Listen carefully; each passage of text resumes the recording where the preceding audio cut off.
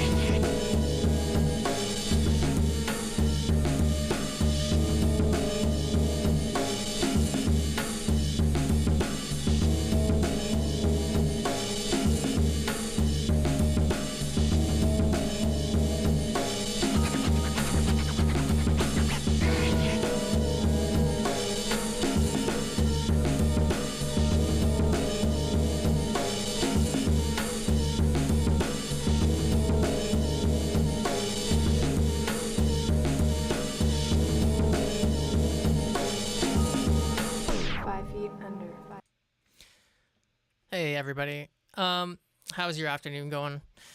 I don't know if Josh is going to be dropping by. If I had to guess, I would say no. But hey, you never know. Yeah, his scratching abilities are fantastic. The reason I got into Shadow, I don't know about a lot of you guys out there, but the reason I got into him was mostly just from a song composition perspective. The songs really spoke to me. And the scratching was kind of like the icing on top, but that's not what brought me to Shadow. And I know that a lot of people out there, the scratching was like, I guess he's a phenomenal scratch DJ, but yeah, I wouldn't know. I mean, you can obviously tell when somebody's very talented at that, but it's not the first thing I would listen to. So anyway, let's start today. The point of these live deconstructions is to just kind of go through the finer details of these tracks and figure out sort of what DJ Shadow would have done to take some of these samples. And it's more from a production standpoint, I should say. This isn't what DJ Shadow would have done on his MPC, like down to the finer details. It's more about some of the paths that he would have followed in order to make these tracks. So let's start off with the drums. These drums are phenomenal. So I'm a drummer and a drum engineer, and or at least I have been in my life. And these drums in particular, they're so fantastic. Shadow has such an ear for something that sounds interesting, and that's why, as a producer, he is so talented at finding samples and breaks. And these drums are from Pooj Rogefelt, and he's a Swedish artist, or he was. I think he's still alive. I shouldn't have said that. And the track is called Love, Love, Love from his 1969 album, Ja Da Da. I don't know. But these drums, the bass drum is what makes this. And actually Shadow, if you're a producer, then you would understand the importance of a bass drum in a track. In a track that has drums, the bass drum is extremely important. And DJ Shadow knows this more than most producers do. And this bass drum in particular is so neat because it almost sounds like a tom. And you can actually take the kick pedal from the bass drum and put it onto a tom, like a floor tom.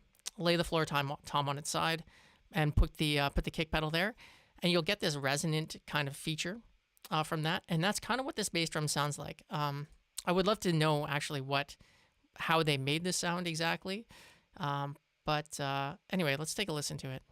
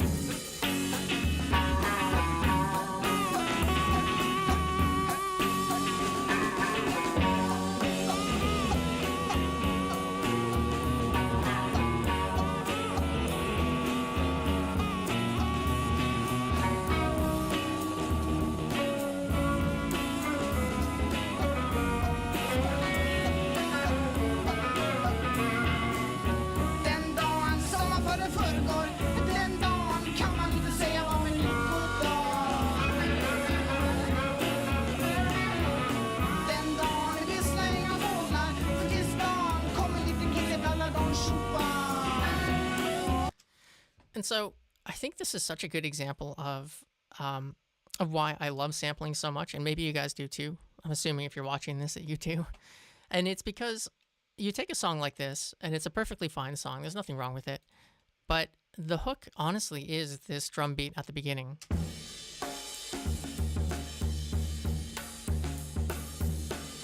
It has so much character to it, and it's the same thing. You know, we'll go through some more samples in this track, but this is kind of what you can do when you're sampling. Is when you find something that just sounds interesting, you've got this little piece that the original artist maybe didn't notice, you know, as being something that should be held onto a bit more tightly. Because once you get into the track, everything else takes over that bass drum. You can't hear it anymore. You know, you can't hear the finer details of it. And maybe that doesn't matter to most people, but I promise it did to DJ Shadow, and it does to a listener like me. Anyway, so let's start off here. Mutual Slump is at about 98 BPM. It's a little bit lower, at least the rip that I have. And so what Josh would have done is he went through and found the breaks for these drums. And so we're going to do the same thing. And so he would have gone like snare to bass drum. So here's that bass drum with the cymbal.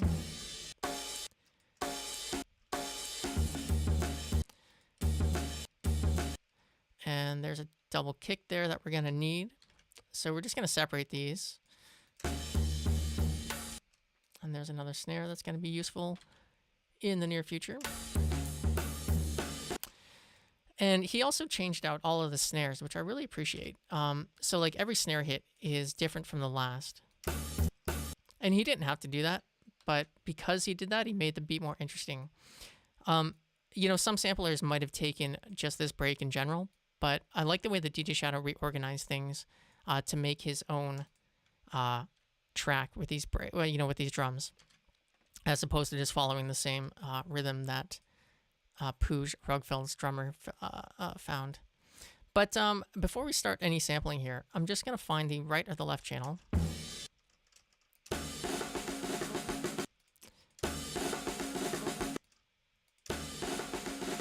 So the left channel seems stronger than the right channel.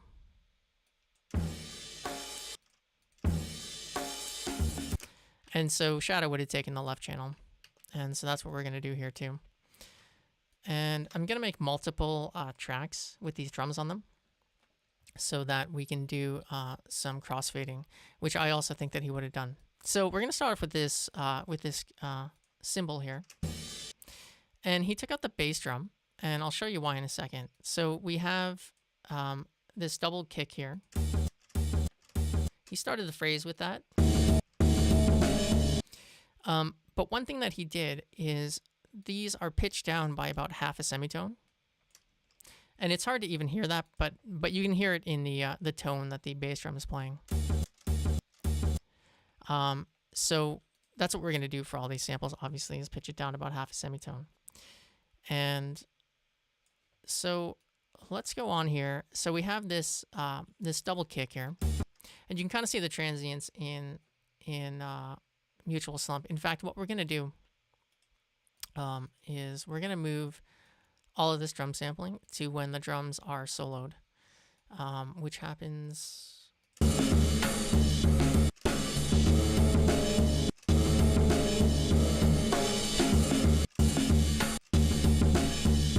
Which happens right there, so that we can hear it a little bit better. And then we can contrast and compare with the drums that we're working on.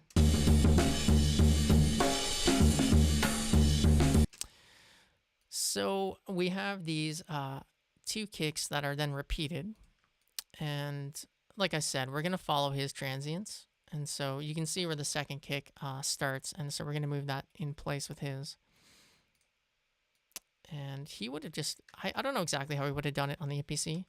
Maybe you guys can tell me better than I would know, but I think he would have likely played this on the pads. So he might have been able to adjust the speed with which each bass drum was being played. But anyway, let's go ahead and hear what we have here. Okay. So that's a good first start, and then we get a snare.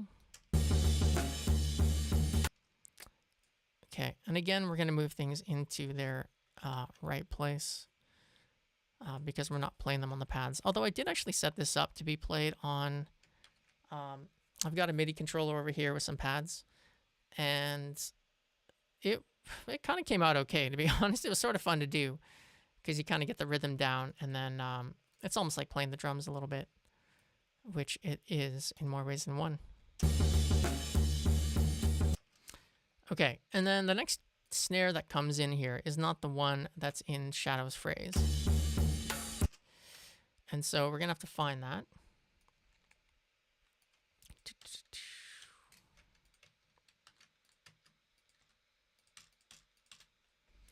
What does everyone feel about this track? When I first heard it on Introducing, it didn't really stand out to me initially, but it's really grown on me over the years. This has become one of my favorites. I don't know exactly why, but it's such a great tune. It's a nice Sunday afternoon track. So I think this snare here, maybe. I'm gonna cut that out, and we will possibly crossfade these. So when Shadow does some of these breaks that have cymbals in them, so you have like a crashy cymbal. That's what the drummer's playing. Yo, how's it going, Crash? Yeah, Shadow, there aren't too many kind of like hip hop producers that would take a break with a cymbal wash. And it's because it can be difficult to stitch together, but he did such a great job of it.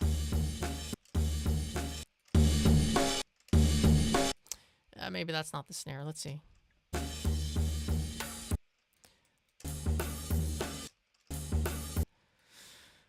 Although, no, it's this snare here.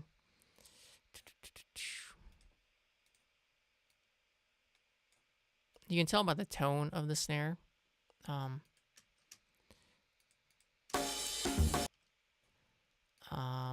Which ones he took, but it can be a bit complicated.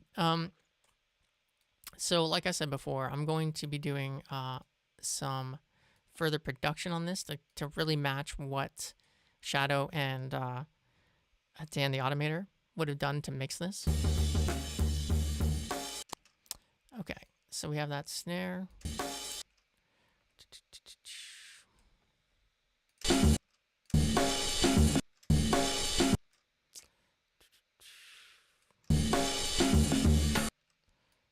Okay.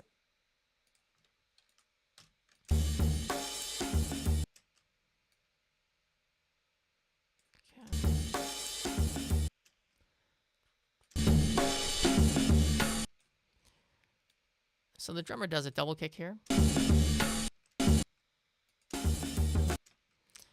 And so because of that, I know that he didn't take that bass drum. So we are again move these things into place with shadows. And then we're going to find a new bass drum to go here for this hit, this bass drum and snare. Which shouldn't be too hard to find.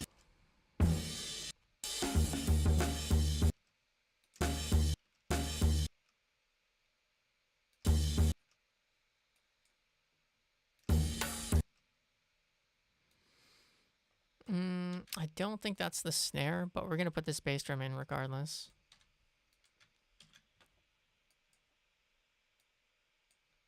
And we'll see if they match. But yeah, this snare has quite the resonance on it.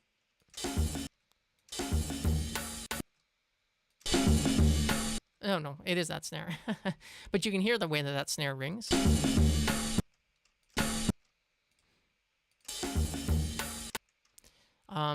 I love the drummer that played this. There's so much expression in the drums that he played. It really is fantastic.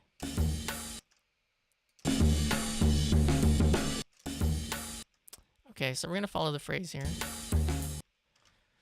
And so that is not the next bass drum, unfortunately. So let's try this one out.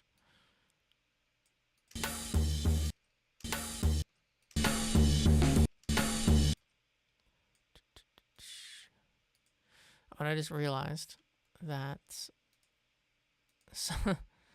okay, most of these were pitched down, but some of them I unfortunately did not. So just gonna have to manage the damage that I did there.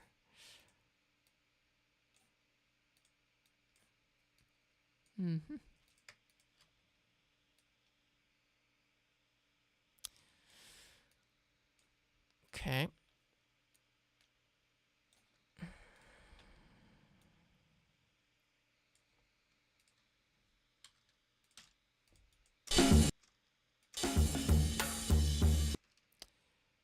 Okay, so the phrase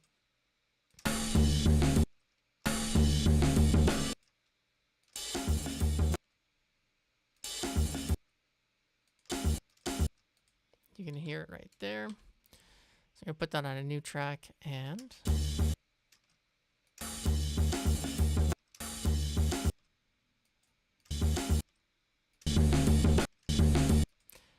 then I think what he does here is the double bass drum here. I think that's the same double from the beginning.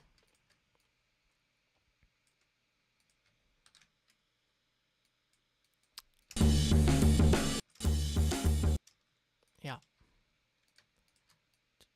Just got to put it in place properly.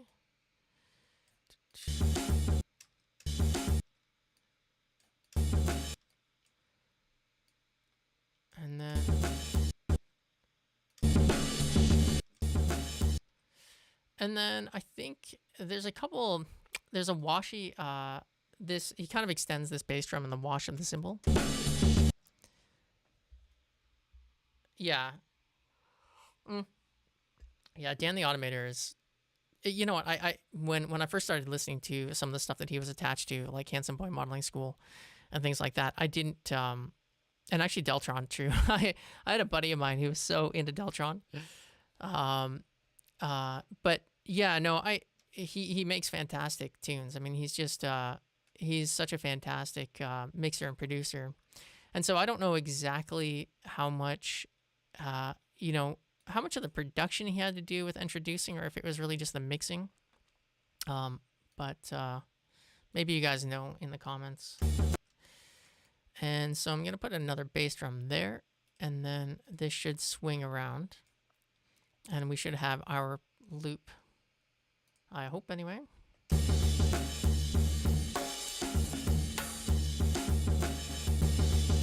Okay, so that's a bit clumsy, so we're going to fix that up a bit.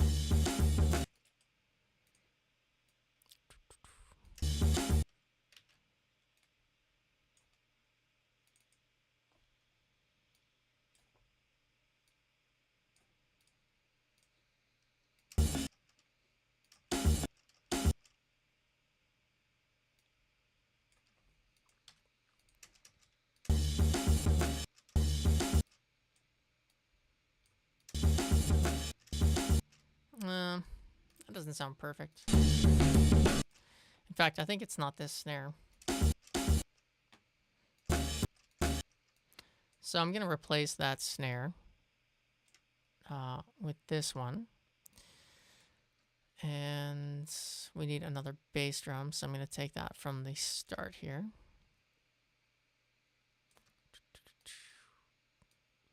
And we'll place that in there.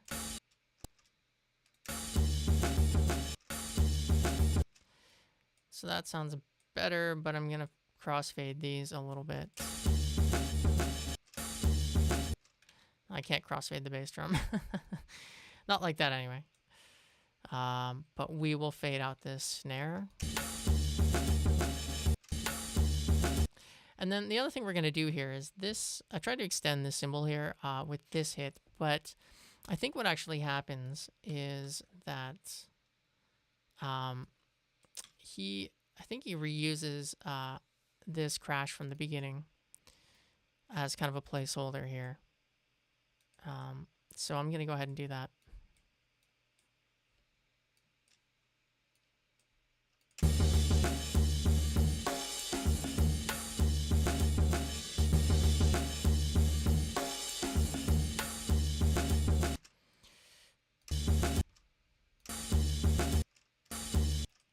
Okay, so this bass drum is just a bit behind. So I'm going to move that into the right position. I'm a little bit neurotic with getting this sounding correct.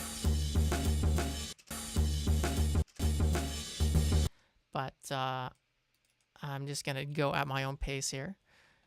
How's it going, Chili Bits? Yeah, so one of the things I want to talk about the production here, because you can hear in his.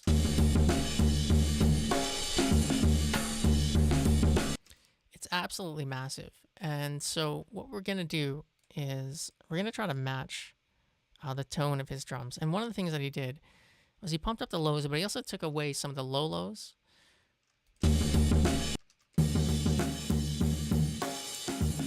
So you can hear the resonance actually on that kick.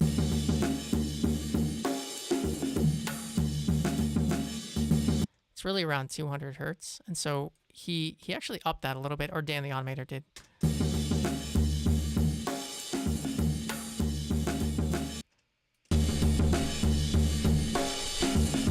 And then he compressed the living shit out of these drums, which I'm going to do as well. We're actually going to double compress this. So I'm just going to start off with a light compression. Fairly light.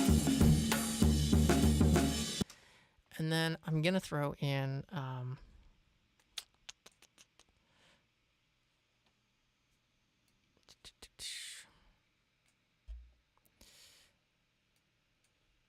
another compressor over top of that one, and we're going to slam this compressor.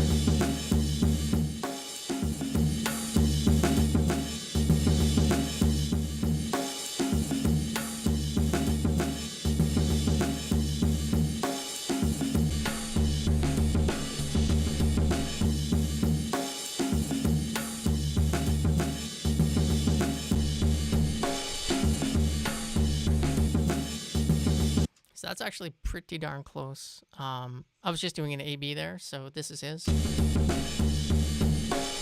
then this is ours.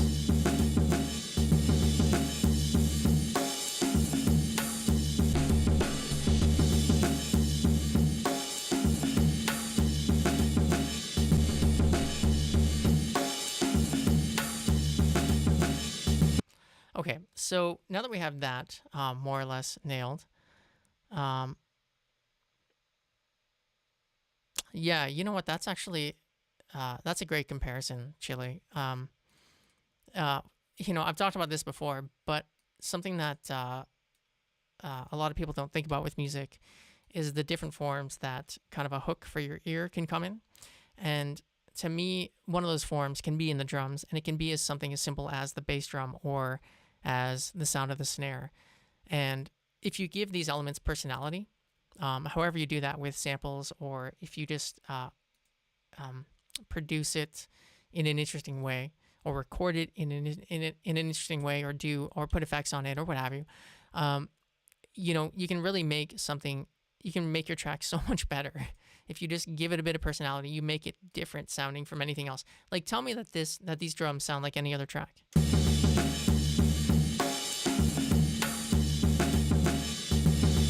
You know, they just don't. They are their own unique thing. And actually, similarly, to some degree, with the Bjork sample that he took here from Possibly Maybe, which we're going to talk about next here. he did some interesting, or Dan the Automator again. It was probably Dan, but they did some interesting kind of effects with it to make it sound the way that it did. So let's take a listen to Possibly Maybe.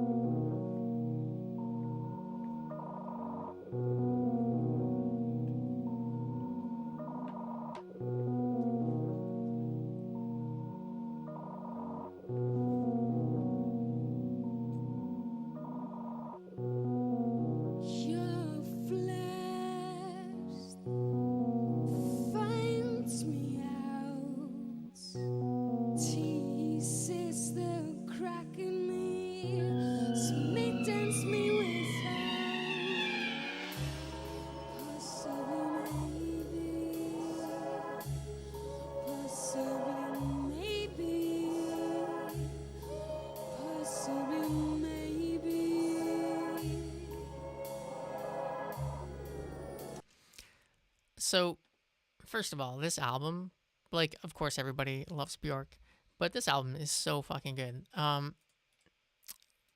love her. I love the producers that she worked with. I love her sort of musical instinct, especially back in this day. It was so fucking good. And this track, Shadow obviously doesn't normally sample very popular or well-known tracks, but he did in this case. And so somebody mentioned in the comments here that there might be a version without the phone sounding sample in the second half of this bar, and they're talking about this part. But I'll show you what Shadow did. And first of all, I think this is down. Well, you can hear that part's taken out.